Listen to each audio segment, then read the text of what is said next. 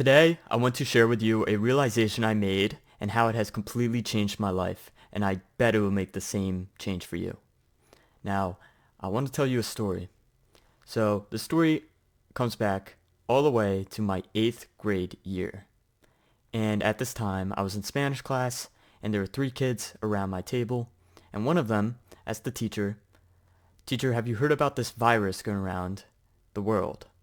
And so it started in Asia, and obviously it spread over to every other place. And of course it was COVID. Now, at the time I didn't think much of it, but within days we saw that school was clearly pretty worried about it, and within just weeks, school completely shut down temporarily. Obviously we had to go to Zoom a few weeks later and continue our education, but during this time, there was a lot of uncertainty.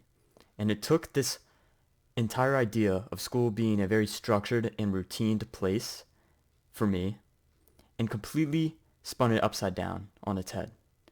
And that was very, very important to me. I didn't realize such a thing at the time, but now looking back on it, I realize this is incredibly important. So after this, once I realized that I have a lot more freedom and a lot more time because school was no longer a big deal, um, what I did was, well, I was extremely excited as any other kid at my age would be, around 14 or 15 years old.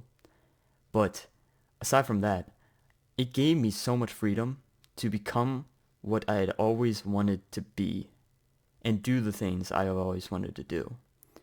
So I began lifting, which was one of my most favorite parts of life ever, and running too, which was awesome. I began doing about 5K every day, and at the time, it seemed like a lot to me, but now it's just incredible the impact it's made because I can do so much more now thanks to putting in the work early on in my life.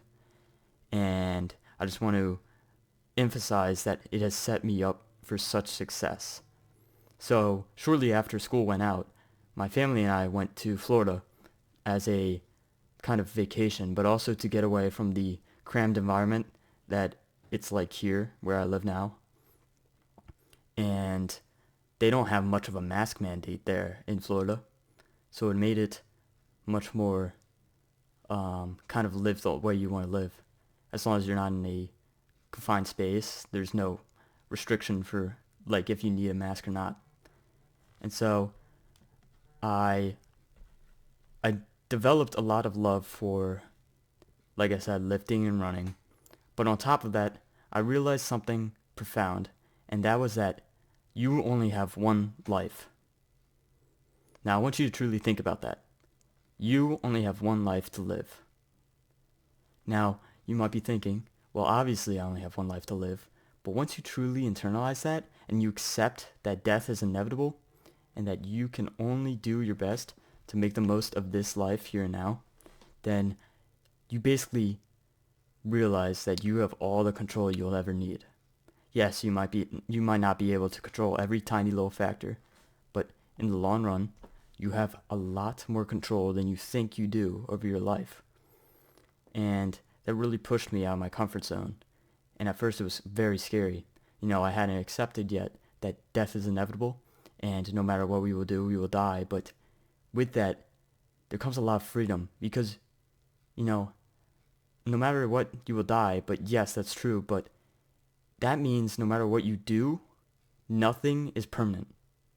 No matter what you do, nothing is permanent. That means anything you want to be that is humanly possible is within your realm of achievement. You can do it. If you want to be an astronaut, you can be an astronaut. If you want to be a scientist, you can be a scientist. If you want to be a lawyer, a doctor, if you want to be an entrepreneur like I do, then go ahead and try to make it. Now I say try because a lot of people try, but don't actually try. They don't grind every day and put themselves in a situation where they will actually win. They don't bet on themselves. And that's an incredibly important thing to realize and recognize.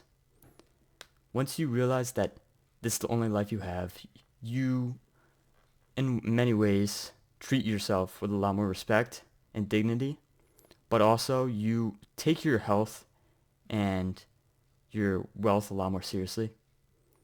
And I think that's a very, very important part of it, because so many people nowadays, they don't really care about their health.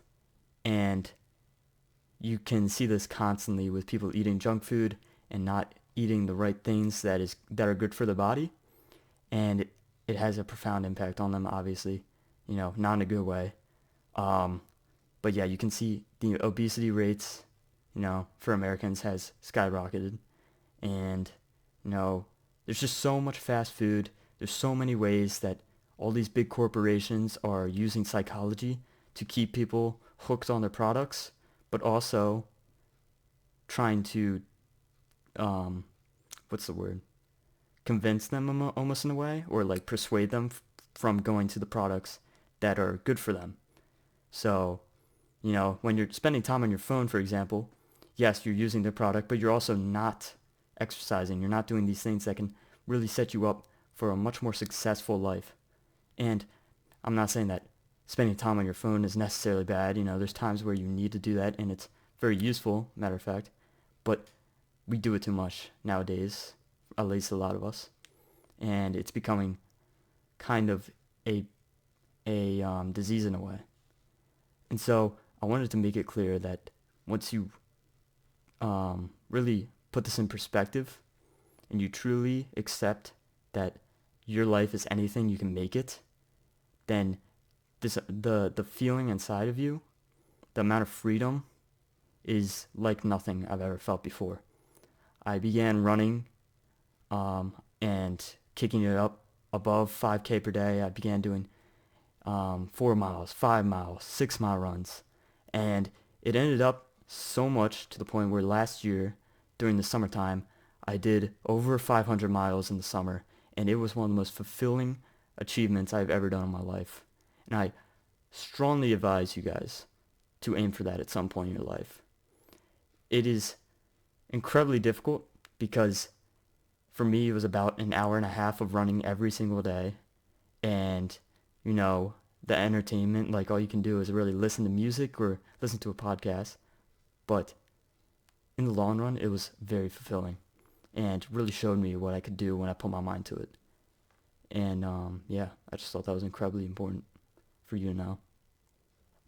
On top of that, it builds a lot of your discipline in other ways. Now, when I say that, you got to build up to the 500 miles. And this is something that a lot of people struggle with as well. When they want a goal, they go 0 to 100.